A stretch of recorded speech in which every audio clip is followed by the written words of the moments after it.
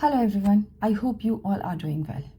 So today's video is going to be very important as I'm going to explain figurative language. What is figurative language, its kinds and why do we use it? So let's take a deep dive into this topic. चलिए figurative language को detail में समझते हैं and its definition says figurative language is when you use words in a way that goes beyond it literal meaning, मतलब word जो कह रहा है उससे बिल्कुल हटके उसका मीनिंग होता है.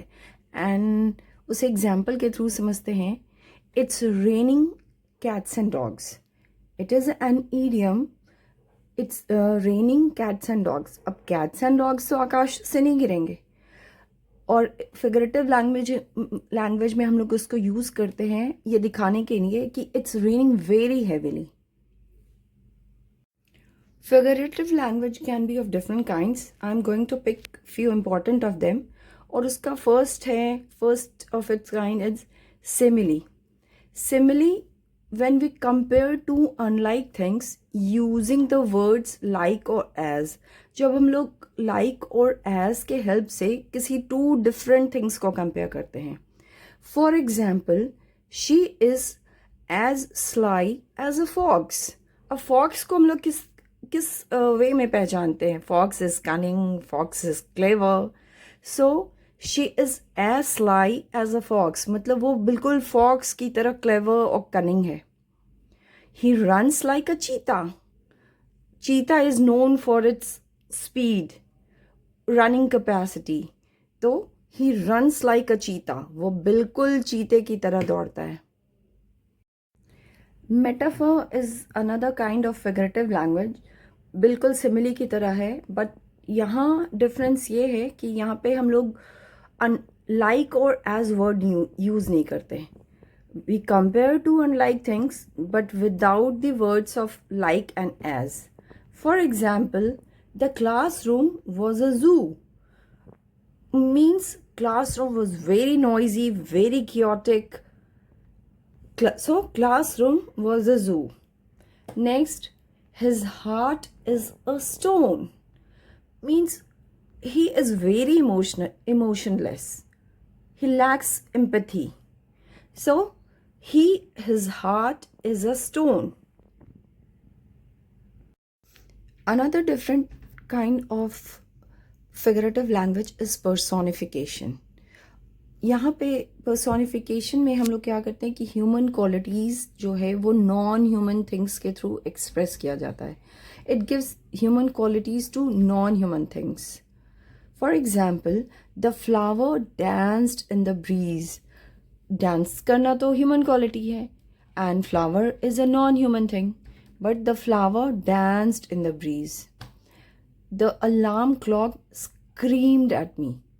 स्क्रीमिंग करना another example of human quality. And the alarm clock means वो बहुत ज़ोर से, द अलार्म क्लॉक जो नॉइस किया, it screamed at me. Hyperbole is another kind of figurative language which talks about extreme exaggeration used for emphasis and humour. किसी चीज़ को बहुत बढ़ा चढ़ा के बोलना. Like I've told you a million times. I've told you a million times. मैंने तुम्हें लाखों बार किसी चीज़ को बोला है. He runs faster than the wind. वो हवा से भी तेज़ दौड़ता है. मतलब किसी चीज़ को बहुत, अगर किसी emphasis, किसी चीज़ पे जोर देने के लिए बहुत बढ़ा चढ़ा के कहना, and that is called hyperbole. Another important figurative language is alliteration.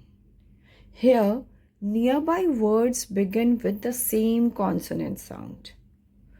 Mind it, यहाँ पे sound important है, not the letter. Example, इसे example के through समझते हैं. The wild wind was whistling. Peter Piper picked a peck of pickled peppers.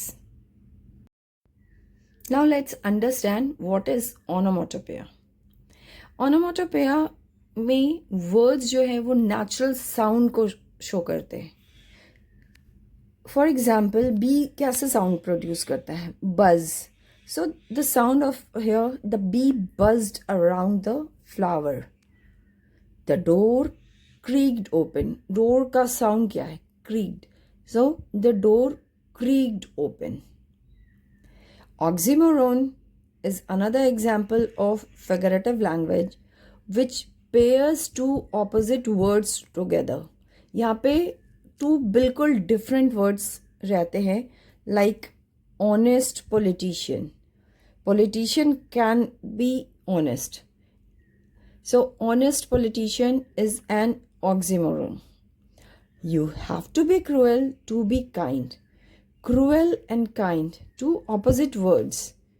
You have to be cruel to be kind. So it is an oxymoron. So friends, I hope you all have understood figurative language. Figurative language कहाँ पे use किया जाता है? ये use होता है poetry में, speeches में, स्टोरीज़ में, नॉर्मल कॉन्वर्सेशन में. और फिगरेटिव लैंग्वेज क्यों यूज़ किया जाता है? फिगरेटिव लैंग्वेज राइटर यूज़ करते हैं अपने लिटरेचर को इन्हांस करने के लिए, to give more emphasis, to create vivid images. So that's all for today, and stay connected for getting more such knowledge. Thank you and see you in the next video.